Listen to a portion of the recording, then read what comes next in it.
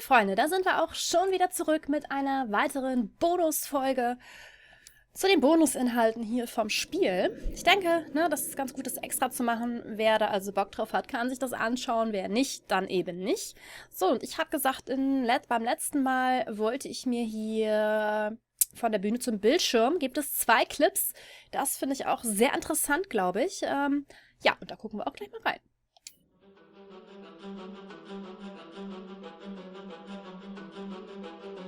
My name is Will Biles, Executive Creative Director of Until Dawn. The first part of getting a believable facial performance in-game is to capture, topographically, the actor's range of emotional expressions as separate versions of the same head. Every tiny nuance gets digitized and merged, effectively creating a model that can recreate every facial movement that the actor makes. Once the topography has been recorded, the actor's performance itself can be captured by using a predetermined set of marker points, drawn precisely on the face, and a high-def helmet cam, wirelessly linked to capture devices. The camera is the small box where it looks like the microphone should be. Outro Sam. Mark. It records in high def the movement of the dots throughout the performance that will drive the expressions captured earlier. Unlike other systems, this form of capture is far less lossy because there are fewer interpretations between performance captured and performance rendered finally in-game. The audio is also recorded via 2 separate lavalier mics attached to the helmet. It takes a while for the actors to acclimatise to carrying around the recording devices and the helmet cams, but very soon the shoot becomes similar to any other effects shoot or a green screen shoot.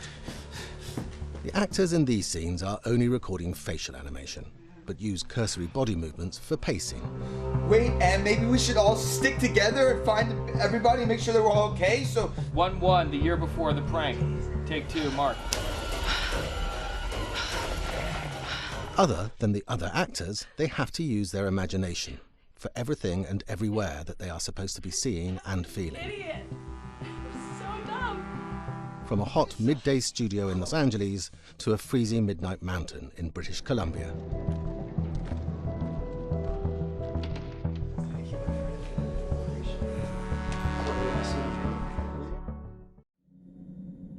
Das finde ich wirklich mega, mega interessant, oder? Richtig geil. Und wir schauen uns gleich den zweiten Clip dazu an.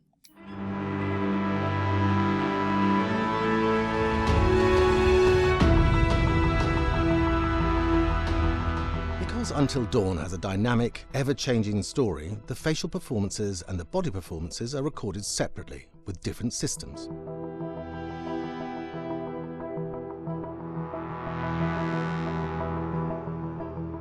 With the body capture, we use reflective bead suits and an infrared camera matrix system that drives the CG bone hierarchies in our character models. These performances cover everything from character locomotion, scene-specific performances and stunt work, most of which was recorded at studios in Pinewood and Shepperton, near London. Anna! Hello? Combining all the elements seamlessly in the final game becomes a formidable editing and logistical task. Every variation, both physical and emotional, must be combined in these multi-edits. Scaffolding props have to stand in for the sets, because the hundreds of infrared cameras have to be able to see all of the reflective beads on the actor. Schade, dass die Clips so kurz sind, weil das finde ich wirklich richtig, richtig interessant. Da könnte ich mir eine ganze Doku zu ansehen, denke ich. So, haben wir vielleicht hier noch eine Sache, die wir uns noch anschauen, wie man eine Szene macht, passt, denke ich, jetzt gerade ganz gut dazu. Hi, this is Lee Robinson, production designer on Until Dawn. The production design for Until Dawn started with the great teen horror script that sets the characters in a Canadian winter mountain lodge, being a contemporary setting with visual clues derived from classic films of that genre, such as Hitchcock's Psycho and Stanley Kubrick's Shining. The storyboards are vital to the production design as it allows the designer to understand the scale of the environments to be made and the detail that would be seen to create the atmosphere of a horror. This took us into concepts that took these storyboards further, visualizing the world through the color palette, the lighting, tone and the mood, and developing key locations such as the lodge, the cable car stations, the forests themselves, the wilderness.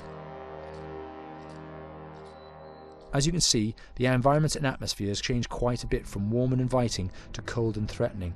The Millionaire's Mountain Lodge was a key example. It was designed to be made from nearby stone and timber, embedding it into the landscape, with a contrasting and contemporary interior needing to be opulent and extravagant. We created dark and claustrophobic corridors with ominous and large open spaces, almost cathedral-like in size, and with huge structures to silhouette and dwarf the characters within, providing a labyrinth to explore and wander. Each character was developed with a strong visual identity in mind, with contrasting colours, tones and silhouettes to identify them, each to have their own texture, pattern and shape, so that when they were lined up you could always identify them. The costume designs allowed a range of clothes that would suit them for the cold winter weather, but also have an element of style and individualism, so that the audience could look at them and relate, recognising themselves within them. A lady would like to cuddle up with her man by a nice cozy fire bathed in atmospheric mood lighting. Right. It'll get plenty toasty once we're rubbing up against each other. Mike, Yeah. fire and mood lighting.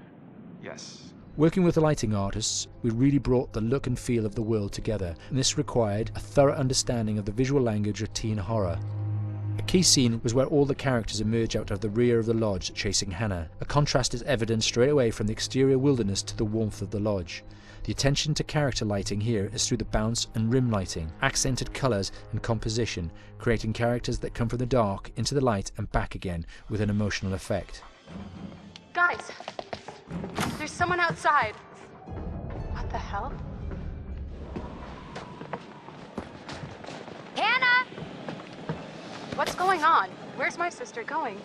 It's fine. She just can't take a joke. It was just a prank, Han.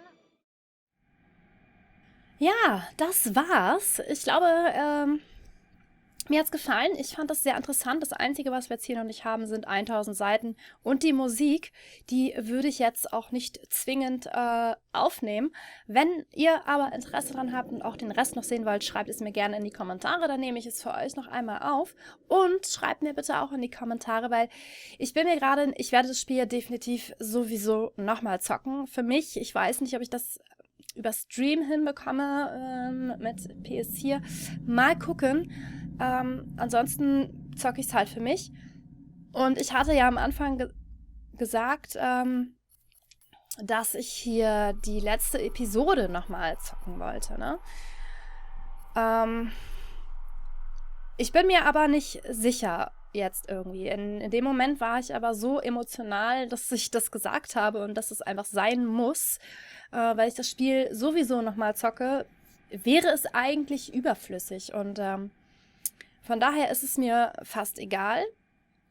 Wenn ihr aber Bock drauf habt und ich dieses letzte Kapitel nochmal spielen soll, um zu gucken oder um Dinge besser zu entscheiden und zu machen, so wie, ja, dann schreibt mir auch gerne das in die Kommentare. Ansonsten war das hier leider erstmal die letzte Folge von Until Dawn.